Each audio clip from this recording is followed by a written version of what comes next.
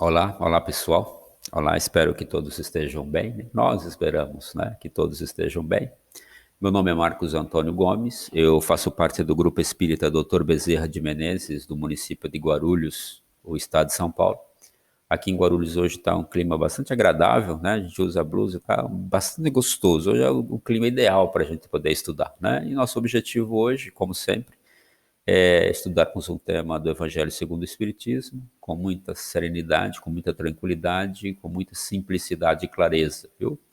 Aqui nós nos colocamos como alunos, como aprendizes, porque em relação às orientações, os ensinamentos do Cristo, nós sempre somos aprendizes, nós sempre estamos aprendendo mais, compreendendo de uma forma, um ponto de vista talvez um pouco diferente hoje do que ontem, e assim todos nós somos aprendizes. Nós não somos especialistas, não. Nós somos aprendizes e a proposta é que a gente consiga estudar junto, tá bom?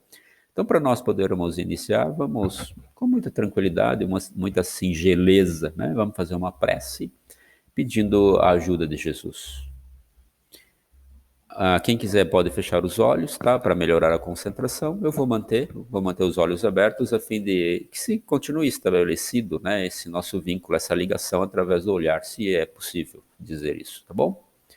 Amoroso Mestre Jesus, mais uma vez nós imploramos a fim de que nos ajude nesse momento, nos permita receber a influência dos bons espíritos, espíritos mais lúcidos e esclarecidos do que nós, facilitando a interpretação das suas orientações, Senhor Jesus, e que nessa interpretação estejam presentes a simplicidade, a clareza, a fim de que esse estudo seja bastante agradável e muito proveitoso para todos nós. Que seja assim, graças a Deus. Pessoal, eu vou tirar um pouquinho os óculos que tá, essa lâmpada que eu coloquei aqui para melhorar a iluminação, tá brilhando nos óculos e tá me atrapalhando só um pouquinho, tá bom? Mas hoje a gente vai estudar um tema extraordinário do Evangelho segundo o Espiritismo. Todos os temas do Evangelho, para mim, são extraordinários, mas esse daqui é especialmente extraordinário. Inclusive, ele já foi utilizado, né, esse tema já foi utilizado em músicas aqui no nosso Brasil, e eu imagino que também em outras partes do mundo, porque é uma definição extraordinária acerca do que representa a caridade, tá? É o capítulo número, deixa eu pôr os óculos agora, é o capítulo número 15, viu? O item que a gente vai ler são o item número 6 e o item número 7 aqui desse capítulo, tá bom? A Caridade segundo São Paulo. Nossa, que texto lindo, viu? Vamos lá, vamos começar. Se eu falar as línguas dos homens e dos anjos e não tiver caridade, eu sou como o metal que soa ou como o sino que tine. E se eu tiver o dom de profecia e conhecer todos os mistérios, e quanto se pode saber, e se tiver toda a fé até o ponto de transportar montanhas, e não tiver caridade, eu não sou nada. E se eu distribuir todos os meus bens em sustento dos pobres, e se entregar o meu corpo para ser queimado, se todavia não tiver caridade, nada disso me aproveita. A caridade é paciente, a caridade é benigna, a caridade não é invejosa. A caridade não obra temerária nem precipitadamente. A caridade não se ensoberbece, não é ambiciosa, não busca os seus próprios interesses. A caridade não se irrita, não suspeita mal, não folga com a injustiça, mas folga com a verdade. A caridade tudo tolera, tudo crê, tudo espera, tudo sofre. A caridade nunca, jamais há de acabar. Ou deixem de ter lugar as profecias, ou cessem as línguas, ou seja abolida a ciência. Agora, pois, permanecem a fé, a esperança e a caridade. Essas três virtudes, porém, a maior delas é a caridade. São Paulo compreendeu tão profundamente essa verdade que diz: se eu falar as línguas dos anjos, se tiver o dom de profecia e penetrar todos os mistérios, e se tiver toda a fé possível a ponto de transportar montanhas, Mas se não tiver caridade, eu nada sou. Essas três virtudes, a fé, a esperança e a caridade, a mais excelente é a caridade. Ele coloca assim, sem equívoco, a caridade acima da própria fé, porque a caridade está ao alcance de todos, do ignorante e do sábio, do rico e do pobre, e porque independe de toda a crença particular. E faz mais. Define a verdadeira caridade, mostra não somente na beneficência, mas no conjunto de todas as qualidades do coração, na bondade e na benevolência para com o próximo. Graças a Deus. Esse texto é extraordinário, né? Esse texto é lindo, é profundo. O que a gente entende sobre caridade, não é? A gente busca vivenciar, aprender, compreender essas orientações de Jesus, mas qual é a profundidade que a gente chega nessa compreensão, nesse entendimento? O quanto que a gente consegue trazer esta vivência nas nossas relações, nas nossas palavras, nos nossos pensamentos, o quanto que essa caridade ela se expressa através das nossas ações em relação com as pessoas no nosso dia a dia. O quanto que a gente tem conseguido viver essa caridade, o quanto que ela representa na nossa vida e por que São Paulo colocou a caridade como base de tudo, como fundamento que deve pautar a nossa vida. Bom, primeiro a gente vai. Eu tirei o óculos de novo, tá, pessoal? Porque tá brilhando esse óculos aqui, dá um reflexo. Vamos tentar fazer sem o óculos hoje. Eu não enxergo muito sem o óculos, mas vamos tentar fazer sem o óculos. Vamos lembrar um pouquinho quem é Paulo, né? E saber como que ele alcançou essa compreensão, esse entendimento tão profundo acerca do que representa a verdadeira caridade. Só antes, né? Vamos lembrar. O senhor Allan Kardec, em uma das questões da codificação da doutrina espírita, perguntou aos seus orientadores espirituais o que é a caridade conforme Jesus a compreende. E eles responderam com muita simplicidade e com a profundidade comum a estas respostas, né?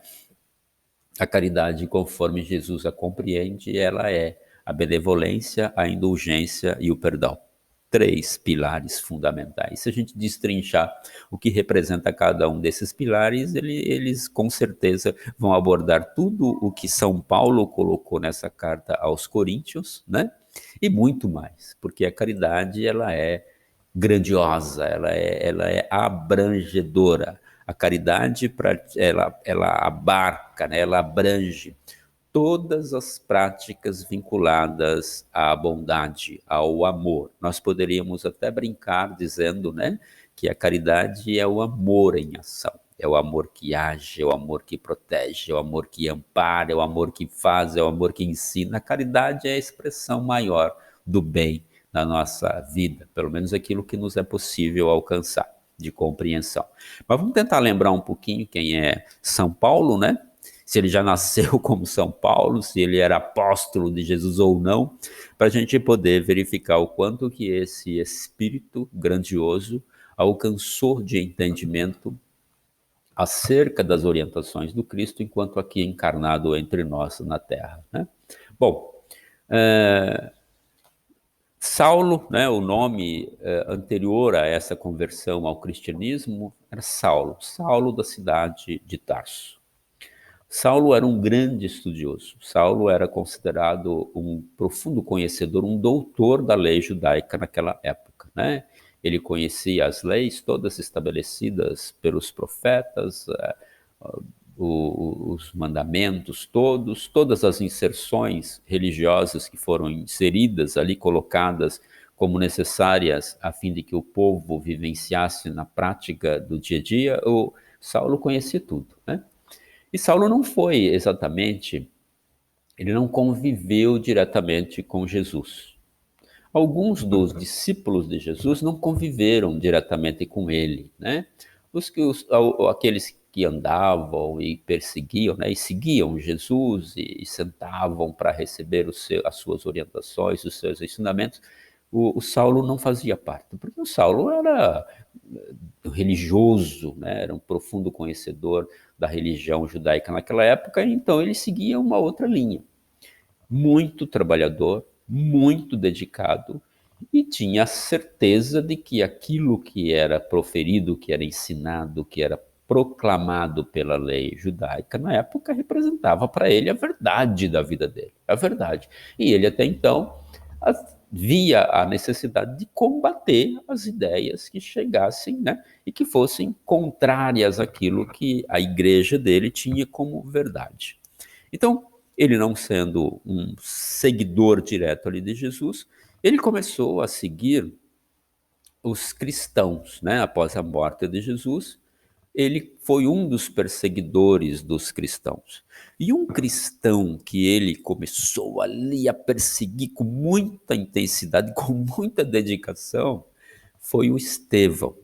Estevão também era um discípulo de Jesus, não conviveu diretamente com Jesus enquanto encarnado, mas ele era um discípulo, né, de Jesus. Por quê? Porque ele recebeu aquelas informações, ele refletiu acerca dos ensinamentos, das orientações de Jesus, ele tomou aquilo como verdade e ele passou a incorporar aquela prática das orientações de Jesus na sua vida. Então, ele é um discípulo de Jesus. E o Estevão começou a fazer o quê? Ele começou a divulgar o cristianismo, né? Existiam grupos de cristãos que se juntavam com algumas anotações meio espaçadas, ainda poucas anotações, mas eles estudavam aquelas palavras de Jesus. E aqueles que tinham mais facilidade para poder compreender as orientações de Jesus, eles se colocavam como oradores. E Estevão era um desses oradores, excelente orador. Ele explicava as orientações de Jesus com um sentimento, com uma verdade que envolvia as pessoas, motivava as pessoas, esclarecia as pessoas. E Estevão andava fazendo essas oratórias, dessas palestras nas cavernas, por vezes até nas sinagogas, na época ali, onde os cristãos tinham a oportunidade de se reunir, eles se reuniam e aí sempre tinha um que ia, né, que faziam a leitura e ele se destacava para fazer as explicações acerca daquilo que havia sido lido. E Estevão era um desses daí. E aí Saulo, né, conhecia já Estevão, eles eram jovens na época, entre 20 e 30 anos, assim, mais ou menos, eu calculo, né, dedicados, cada um com a sua verdade, cada um com a sua necessidade de compreensão e crescimento, e o Saulo de Tarso, conhecedor, doutor da lei, passou a perseguir o Estevão, e perseguia, caluniava, e denunciava, e o Estevão sofria, e continuava, ou seja, carregava a cruz da perseguição, carregava a cruz da dor e do sofrimento, e não abandonava a ideia de seguir Jesus. Olha que modelo para nós, né? Tomando pedradas e falando de paz, sendo perseguido, preso, caluniado e falando de perdão, falando de amor, falando de benevolência, explicando para as pessoas o que é o reino de Deus ensinado por Jesus e a forma de se alcançar a vivência, a possibilidade de poder construir esse reino de Deus. Esta era a tarefa grandiosa de Estevão. E Paulo o perseguiu com tanta intensidade que Estevão morreu apedrejado em decorrência das perseguições, das calúnias, né, feitas no caso, o Saulo de Tarso. E quando Saulo estava perseguindo Estevão, é evidente que ele foi levado à reflexão, ao pensamento, mas por que o Estevão se dedica tanto a essas ideias, né? E foi esses pensamentos começaram a surgir na mente do Saulo. E aí ele ainda continuou perseguindo os cristãos. E aí aconteceu grande situação do encontro de Saulo com Jesus na estrada de Damasco, né, onde ele teve uma vivência espiritual com o próprio Cristo, foi tomado pela verdade do Cristo. Porque quando a gente conseguir ficar diante de Jesus, pessoal, a gente não tem ideia do quanto a energia amorosa de Jesus age em nós. E o Saulo foi tomado por essa energia. Os olhos físicos dele se fecharam, né? Que ele ficou cego no momento em que ele presenciou Jesus. Mas abriram-se para ele os olhos do espírito, da compreensão, do entendimento do que representa a verdade do Cristo. E a partir dali, depois chegando na cidade, ele foi curado, o olho físico dele foi curado por um dos seguidores dos discípulos de Jesus, e a partir dali ele começou a se tornar, né, um seguidor, como buscou o entendimento, a compreensão, o conhecimento, e começou a se tornar o divulgador do cristianismo. Ele se transformou na pedra fundamental, angular do desenvolvimento do cristianismo no nosso mundo, no nosso planeta. Dali para frente, ele começou a ser denominado como Paulo, né? Não mais o Saulo de Tarso, mas Paulo, e que depois, no futuro, nós passamos a conhecê-lo como São Paulo. Então, ele, enquanto divulgador do cristianismo, ele tomou a tarefa, e muito além, né? Mas ele tomou a tarefa que o Estevão fazia. Ele ensinava as pessoas, né, aqueles grupos, ele estudava junto, ele falava com uma sabedoria que lhe fora direcionada por Jesus, por grandes espíritos. Grandes espíritos traziam as suas mensagens para nós, os encarnados, através de São Paulo, né, o nosso querido e amado Paulo. E aí Paulo também passou a ser perseguido a partir do momento que ele se transformou em cristão. Ele se deixou de ser perseguidor e passou a ser perseguido, né? E foi muito perseguido porque as grandes verdades, aquelas que mexem com os interesses, aquelas que vão tirar privilégios, né? Aquelas que vão tirar a capa de deuses, né, que alguns de nós naquela época vestiu, essas ideias elas são combatidas, e quanto maior e mais verdadeira é essa ideia, e quanto maiores interesses elas têm por consequência retirar, né, mais arduamente elas são atacadas. E quando ele começou a divulgar e espalhar o cristianismo, ele passou a ser o alvo, passou a ser a janela. Ele deixou de ser o jogador de pedra e passou a ser a janela que iria receber toda essa agressividade. E ele, né, como divulgador, foi preso, foi atacado, foi tudo que ele fez para o Estevão, ele recebeu de volta, né, naquela situação. E dentro de toda essa situação, uma vez que quando ele foi preso, ele recebia essas orientações diretas dos espíritos mais evoluídos, aqueles que eram designados por Jesus para serem os trazedores, os intermediários das verdades que chegam a nós. E numa ocasião, o Paulo, né? Paulo foi preso e ele continuava dentro da prisão escrevendo cartas para aquelas tribos, aquelas aldeias, e cartas direcionadas aos seus líderes, né, daqueles grupos, para mantê-los motivados, perseverantes e dedicados dentro da propagação, né, da divulgação, do estabelecimento das leis cristãs. E uma dessas cartas é essa maravilhosa que a gente acabou de ler. É uma carta que ele fez enquanto estava preso para uma comunidade chamada Coríntios, né, para esse povo aí, e ele escreveu definindo o que ele entendia como sendo a caridade. Gente, para se alcançar esse entendimento, essa compreensão de que a caridade é tudo isso, precisa ter uma vinculação, uma ligação, um sentimento ligado com Jesus, né? Para saber por que Jesus estabeleceu a caridade como motivo da nossa felicidade. Jesus colocou como motivo do nosso crescimento, do estabelecimento do reino de Deus na terra, amar a Deus acima de todas essas coisas e amar ao próximo como a si mesmo. E a caridade, a gente pode compreender e aceitar como verdade que a caridade é colocar esse amor em ação, é colocar esse amor transformado em palavras, é colocar esse amor transformado em atitudes vinculadas ao bem, à generosidade, à humildade, à simplicidade, à fraternidade vivenciada. Então, o São Paulo, né, o nosso Paulo aqui, ele compreendeu que essa base, esse amor ensinado por Jesus, para a gente entender melhor o que é esse amor, é a caridade. Ele colocou a caridade como sendo a base, né, a junção, a união de todas as boas qualidades do nosso coração. Tudo que for de bom está envolvido, abarcado, englobado dentro daquilo que a gente chama de caridade. Todo o bem que se pode fazer nesse mundo, e eu imagino que em todos os demais mundos, todo o bem que se pode fazer, ele recebe o nome de caridade. E sem essa caridade pessoal, a gente não é nada.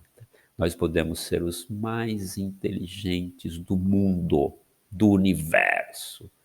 Se a gente não tiver caridade, a gente não é nada. E caridade não é só dar coisas, porque ele falou que a gente pode dar até o corpo para ser queimado, né? Pode dar tudo que tiver, tudo que possuir, porque a caridade é um sentimento, a caridade é uma intenção, a caridade é uma prática. A caridade, ela vai nos trazer, nos preencher. A caridade não é o ato em si, né? Não é dar, não é simplesmente perdoar, mas a forma que se perdoa, a forma que se age com benevolência, a maneira verdadeira que se aplica a indulgência em relação às falhas que os nossos irmãos cometeram para conosco. A caridade é a expressão verdadeira desta bondade vivenciada que a gente chama, né? Que a gente chama com esse nome bonito, extraordinário, que é o amor. Bom, pessoal, eu espero que tenha sido bom o estudo. É um estudo muito profundo, a gente não entende muita coisa disso, sabe? A gente não é muito bom nisso, mas eu espero de coração que tenha sido útil e que tenha despertado em cada um de nós, né? Essa necessidade de entender e de viver esta caridade relembrada aqui pelo grande Paulo, né? Para todos nós. Que Deus mais uma vez nos abençoe, não somente hoje, mas por toda a nossa existência. Graças a Deus.